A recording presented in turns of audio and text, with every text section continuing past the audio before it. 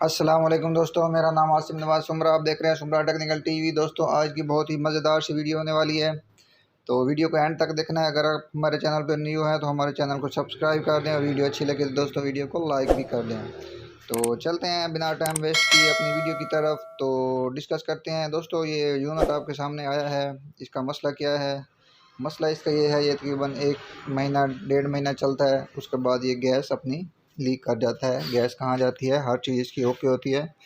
तो इस बारे में हम डिस्कस करेंगे, क्योंकि इसका वेपरेटर भी उन्होंने चेंज करवाया। उसके बाद इसका इंटरनल कंडेंसर है वो भी चेंज हुआ, कंप्रेसर भी, हर चीज़ इसकी न्यू डल गई।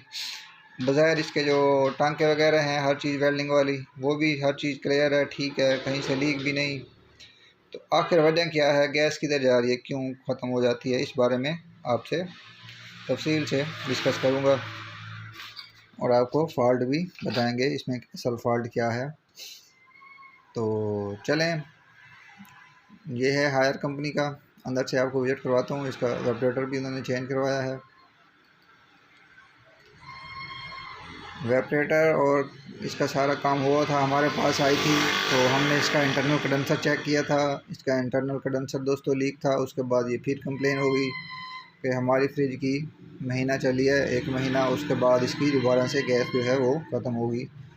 तो अब मैं खुद परेशान हो गया भाई। इसका हर चीज़ तो हमने क्लियर की थी, ऑपरेटर भी वो चेंज करवा चुके हैं। अब इसमें असल मसला क्या आ सकता है, तो मैं अब इसकी तसल्ली करूंगा और आपसे शेयर भी करूंगा इसमें मसला क्या है। तो मैंने मुनासिब समझा कि किसी के साथ ये काम ना हो, क्योंकि हमारे साथ तो ये काफ़ी दफ़ा ये मसले होते रहते हैं। तो मसला कोई नहीं है, बाकी ये आपसे शेयर करना चाह रहा था ताकि आपको भी इस बारे में इंफॉर्मेशन दी जाए। तो चलें, मैं इसको चेक करके उसके बाद आपको बताऊंगा इसमें असल मसला क्या था। तो चलो मैं इसको चेक करता हूँ। तो जी दोस्तों, इसको चेक भी कर लिया हमने, इसका प्रेशर लगाया, इसका वेपरेटर अंदर ओके, इसका कंडेंसर को प्रेशर लगाया, तकरीबन 2 दिन हमने वेट किया, वो भी ओके। अब ये बिल्कुल यूनिट तैयार हुआ पड़ा है। ये इसका फ़िल्टर वगैरह भी हमने फ्लशिंग भी की। इसमें असल फ़ॉल्ट क्या निकला, इसमें मेन प्रॉब्लम क्या था? इसका मेन प्रॉब्लम ये था, जो इसमें चार्जिंग वाल लगाया गया है, ये इसका लीक था। हमने कंप्रेसर को प्रेशर दिया, बज़ाहिर कहीं से लीक नहीं था।